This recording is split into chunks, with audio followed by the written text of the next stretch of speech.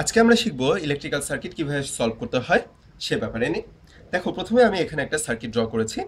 এখানে হচ্ছে 10 ভোল্টের একটা ব্যাটারি ইউজ করা হয়েছে। এখানে R1 10 ohm, R2 10 ohm, R3 10 ohm, R4 10 ohm এবং R5 10 ওহম রোধের মধ্যে। এখন দেখো, প্রথমে আমাদেরকে যেটা করতে হবে, কোন কোন রোধগুলো শ্রেণীতে আর কোন কোনগুলো সমান্তরাল আছে সেই অনুযায়ী আমাদেরকে চিন্তা করতে হবে। দেখো, সার্কিট সলভ করে আমরা শুরু করব ব্যাটারি বা তড়িৎ কোষটা যেখানে আছে তার ঠিক অপোজিট দিক থেকে, তার বিপরীত দিক থেকে আমরা শুরু করব। বিপরীত দিকে সব থেকে সহজ যে অংশটা পাচ্ছি আমরা, দেখো এখানে R2 R3 R4 তারা কি অবস্থা আছে সেটা আমরা একটু চিন্তা করি। দেখো, এখানে R2 শুরু হচ্ছে, R2 শেষ হচ্ছে, R2 যেখানে শেষ হচ্ছে সেখান থেকে R3 শুরু হচ্ছে, R3 শেষ হচ্ছে, R4 এ শুরু হচ্ছে এবং R4 এ শেষ হচ্ছে। দেখো, একটা শুরু আরেকটা শেষ, আরেকটা শুরু আরেকটা শেষ এবং তারপরটা শুরু এবং তারপরটার শেষ। ঠিক আছে, এভাবে যে অংশটা আছে তারা কি থাকে, তারা থাকে হচ্ছে শ্রেণীতে। আর আমরা জানি শ্রেণীতে কারেন্টের কোনো চেঞ্জ হয় না, তার জন্য এখানে যে পরিমাণ কারেন্ট আছে এখানেও সেম পরিমাণ কারেন্ট থাকবে এবং এখানেও সেম পরিমাণ কারেন্ট আমাদের ফ্লো করবে। তার জন্য এই R2 R3 R4 এই তিনটাই আমাদের আছে হচ্ছে শ্রেণীতে। তাহলে দেখো, এখানে R2 R3 R4 শ্রেণী সমবায় যুক্ত। তাহলে এখান থেকে আমরা যেই সিম্পলিফাইড সার্কিটটা পাচ্ছি সেটা হচ্ছে অনেকটা এরকম।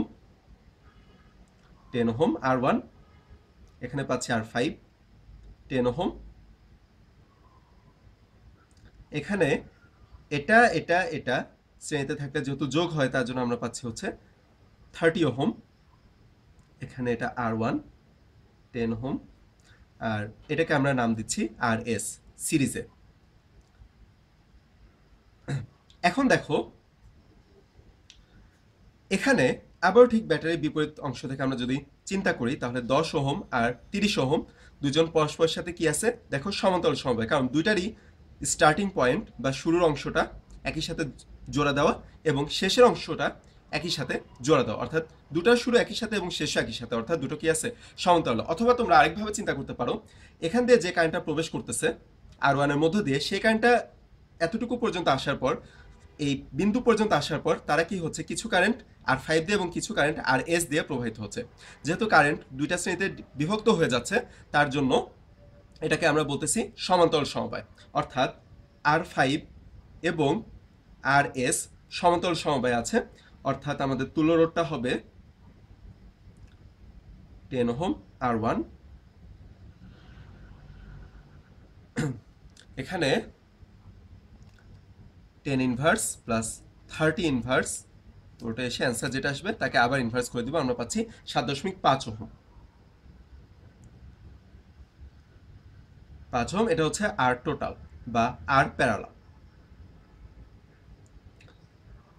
এবং সব শেষে আমরা যদি সার্কিটটাকে আরো সিম্পলিফাই করার চেষ্টা করি তাহলে আমরা পাচ্ছি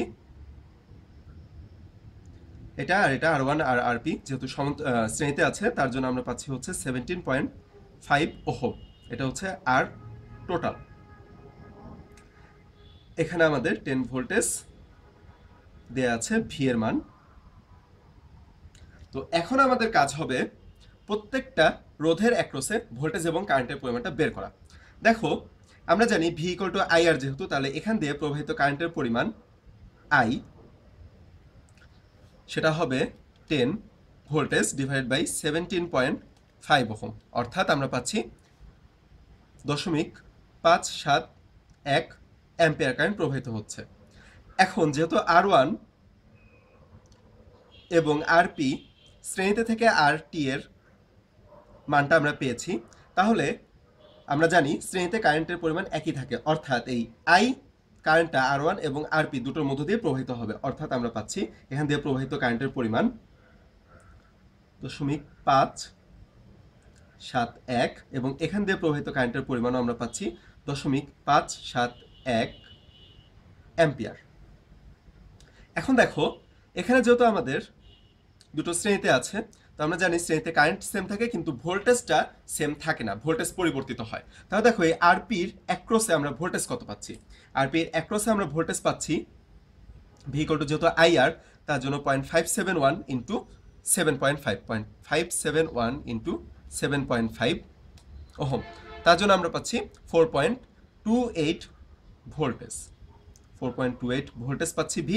এবং একইভাবে আমরা যদি গুণ করে দিই 10 দিয়ে, তাহলে আমরা পাচ্ছি R1 এর অ্যাক্রসে ভোল্টেজ V1 সেটা পাচ্ছি 5.71 ভোল্টেজ।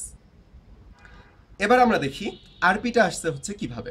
R5 এবং RS এর সমান্তরালের ফলে আমাদের আসছে হচ্ছে আরপি এর মানটা, অর্থাৎ এখানে R5 এবং RSটা ছিল সমান্তরালে, আমরা জানি সমান্তরালে ভোল্টেজ একই থাকে।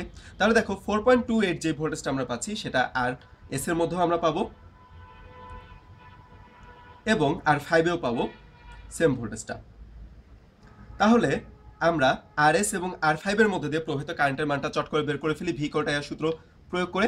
দেখো 4.28 ডিভাইডেড বাই 30 ওহম করে দিলে আমরা পেয়ে যাচ্ছি RS এর মধ্য দিয়ে প্রবাহিত তড়িতের পরিমাণ, সেটা আমরা পাচ্ছি 0.143 অ্যাম্পিয়ার, এবং R5 এর মধ্যে দিয়ে প্রবাহিত কারেন্টের পরিমাণ একইভাবে আমরা পাবো 0.428 অ্যাম্পিয়ার। এবং R1 এর অ্যাক্রসে যে ভোল্টেজ কারেন্ট ছিল সেগুলো আমাদের আগের মতোই থাকবে, কোনো পরিবর্তন হবে না, অর্থাৎ 0.571 অ্যাম্পিয়ার, এবং ভোল্টেজের পরিমাণ থাকবে 5.71 ভোল্টেজ। এবার আমরা দেখি RSটা এখানে ঠিক কি ছিল। এখানে R2, R3 এবং R4 মিলে RS এর পরিমাণটা তৈরি করেছে। এখন দেখো শ্রেণীতে যেহেতু আমাদের কারেন্টের পরিমাণ সেম থাকে, তাহলে সবগুলোর অ্যাক্রসে আমরা কারেন্টের পরিমাণ পাবো একই, সেটা হচ্ছে 0.143 অ্যাম্পিয়ার। এখানে আমরা পাচ্ছি 0.143 অ্যাম্পিয়ার, এবং R4 এর অ্যাক্রসেও আমরা পাচ্ছি 0.143 অ্যাম্পিয়ার। এবার দেখো প্রত্যেকটা অ্যাক্রসের ভোল্টেজটা আমরা বের করে ফেলি ভি ইকুয়াল টু আইআর দিয়ে। দেখো ভি ইকুয়াল টু আইআর দিয়ে আমরা পেয়ে যাচ্ছি 1.43 ভোল্টেজ R2 এর অ্যাক্রসে, R3 এর অ্যাক্রসেও আমরা একই রকমই পাচ্ছি ভি ইকুয়াল টু আইআর দিয়ে 1.43 ভোল্ট, এবং R4 এর অ্যাক্রসেও আমরা পাচ্ছি 1.43 ভোল্টেজ। তাহলে দেখো আমরা খুব সহজেই বের করে ফেলতে পারলাম একটা সার্কিটে শুধুমাত্র সিরিজ প্যারালাল বা শ্রেণী সমবায় এবং সমান্তরাল সমবায়ের সূত্রগুলো প্রয়োগ করে আমরা কিভাবে খুব সহজেই প্রত্যেকটা রোধের অ্যাক্রসে ভোল্টেজ এবং কারেন্টের মানটা বের করে ফেলতে